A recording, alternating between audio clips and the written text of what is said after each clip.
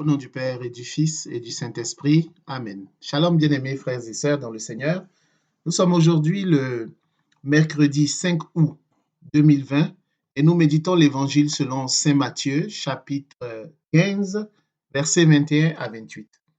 Je suis Edgar Assois et par mon baptême, j'ai été envoyé proclamer la bonne nouvelle du salut en Jésus-Christ de Nazareth. J'ai été envoyé annoncer, dire à toute la création: préparez les chemins du Seigneur, aplanissez vos sentiers, car le Seigneur revient.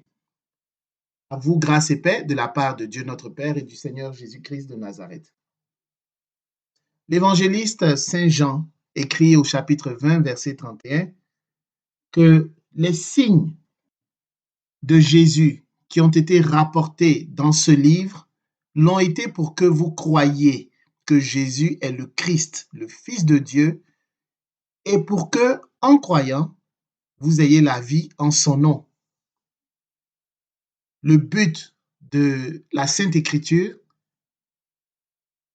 est de nourrir en nous la foi, de faire naître en nous la foi et de la nourrir, de la cultiver. C'est le but des Saintes Écritures. Croire que Jésus-Christ est le Christ, le Fils de Dieu, et pour que, en croyant, nous ayons la vie en son nom. Le texte de ce jour parle de la foi de la Cananéenne et participe donc de ce but, de cet objectif de susciter la foi, de nourrir la foi du croyant.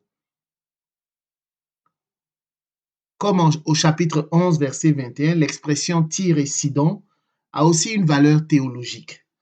Elle désigne les nations païennes qui, dans certaines conditions que le récit précise, vont avoir part au ministère de Jésus.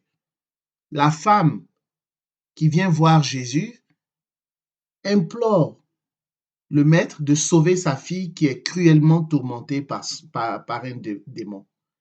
Jésus répondit: « Je n'ai été envoyé qu'aux brebis perdues de la maison d'Israël. » Certains pensent que Jésus répond de cette façon parce qu'il voulait mettre la foi de la femme à l'épreuve, un peu comme un bon enseignant pédagogiquement, faire semblant de résister d'abord à sa requête. Mais d'autres personnes pensent aussi que Jésus se considère comme un envoyé, comme l'envoyé en priorité à Israël. Toutefois, l'exaucement final de la requête de la femme annonce l'accès des païens au salut après sa mort et sa résurrection. Bien-aimés frères et sœurs, la nouvelle est bonne. Elle est bonne, la nouvelle, parce que, a priori, cette femme cananéenne, païenne, était disqualifiée. Mais c'est sa foi dans le Seigneur Jésus-Christ de Nazareth qui a sauvé sa fille.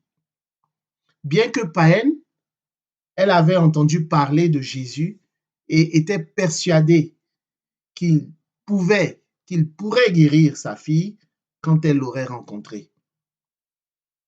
Elle avait au fond de son cœur cette ferme assurance de ce qu'elle espérait et elle a démontré ce qu'elle ne voyait pas en se rendant jusqu'à Jésus.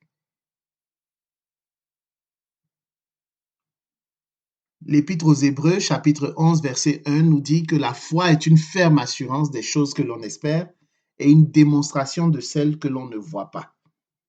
Toi aussi, tu es peut-être à un stade de ta vie où tu es perturbé, tu es déboussolé, tu as cessé de croire, tu as baissé les bras par rapport à une situation particulière que tu vis.